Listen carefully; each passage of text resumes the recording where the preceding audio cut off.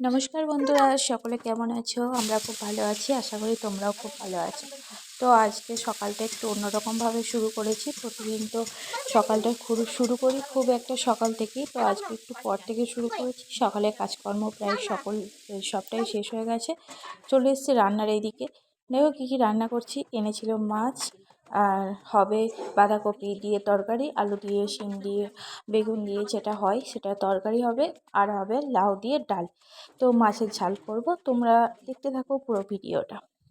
একটা জিনিস কি জানো তো, যখন স্কুলের ব্যাগটা কাঁধের ছিল, হাতে ছিল পড়ার বইটা, তখন মনে করতাম লাইফটা এত কঠিন, জীবনটা এত কঠিন সময়ের মধ্যে পার হচ্ছে, সেটা বোঝা যাচ্ছে না। যখন হাতে খুন্তি, কড়াই, সংসারের চাপ মাথায়, এইসব যখন আসতে লাগলো, তখন মনে হচ্ছে জীবনটা কিন্তু আগে খুব ভালো ছিল। এরকম জীবন হয়তো আর কখনো ফিরে পাবো না। সত্যিই তাই। মানুষ যখন যে সময়টায় থাকে না, সেই সময়টা ভালোই লাগে না। ভাবে যে আরও বেটার কিছু হবে লাইফে, বেটার কিছু খুঁজছে। কিন্তু আসলে আমরা যে সময়টা থাকি, সেই সময়ের সাথে যদি আমরা মিলিয়ে যাই না, তবে সেই সময়টার থেকে সুন্দর কিছু হতে পারে না। তো সেই সময়টা ভাবতাম যে মা বাড়িতে থেকে কোনো কাজই করে না, শুধু আমাদের জন্য রান্না করে দেয়, আমরা এসে খাই, আর জীবনটা কতই সুন্দর ছিল। আর এখন বুঝি মা সেই সময়টা কত কাজ করতো, কতটা দায়িত্ব পালন করতো আমাদের সকলের জন্য।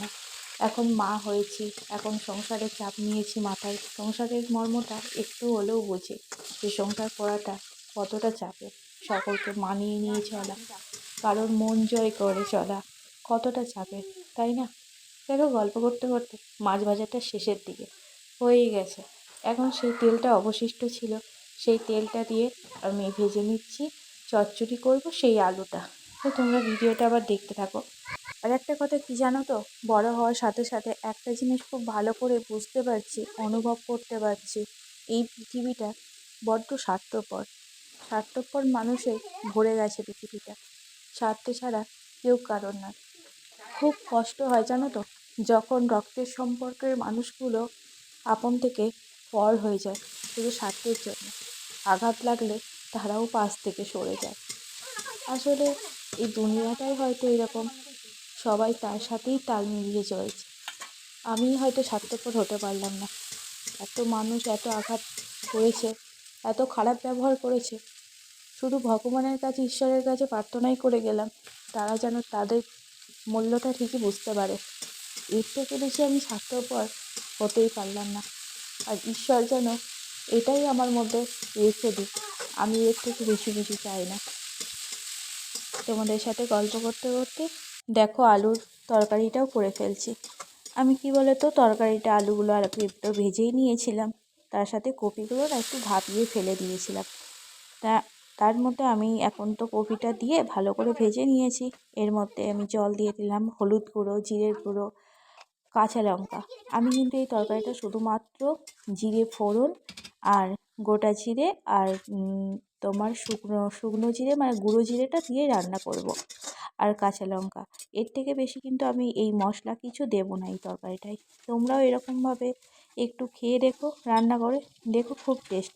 আর তার মধ্যে আমি বাড়িতে যে হাতে বড়ি করেছিলাম, সেই বড়িগুলো একটু দিয়ে দেবো। আর বড়ি দিলে না, যে কোনো তরকারিতে তার টেস্টটা কিন্তু অনেকটা বেড়ে যায়। আর এই বড়িটা যদি ঘরে তৈরি করা হয়, তাহলে তো আরও অনেক টেস্ট হয় বড়িটা। দোকানের বড়ি তেমন একটা খেতে টেস্ট না, কোনো স্বাদই হয় না, গোটা গোটা থাকে ঠিকই, কোনো টেস্টই লাগে না। তো দেখো আমি তরকারিটা বড়িগুলো ভেজে তার মধ্যে দিয়ে দিলাম। তরকারিটা আমার হয়ে গেছে। এবার আমি কি করব বলো তো, লাউ দিয়ে ডাল। দেখো লাউগুলো ছোট ছোট করে কেটে নিয়েছি।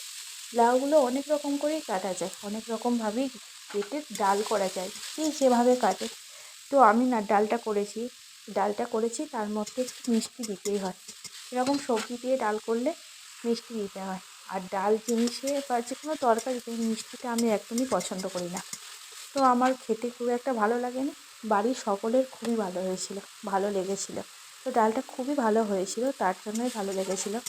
কিন্তু আমার মোটে ভালো লাগেনি, কারণ মিষ্টি জিনিসটা এই ডালের মধ্যে ভালো লাগে না।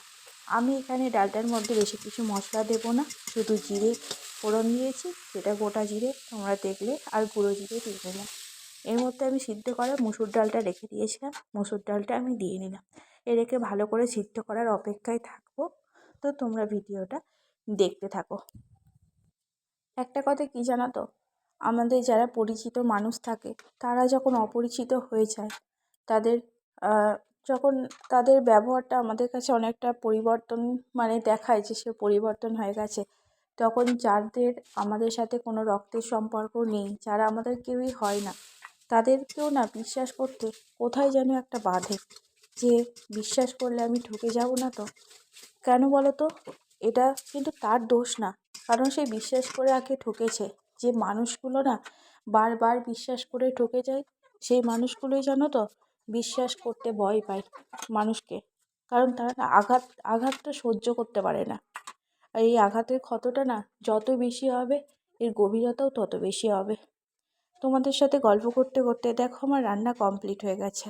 দেখো, এখানে করে নিয়েছিলাম ডাল, এটা হচ্ছে মাছ ঝাল, আর এখানে হচ্ছে কপির তরকারি। যদি ভিডিওটা ভালো লাগে একটা লাইক করে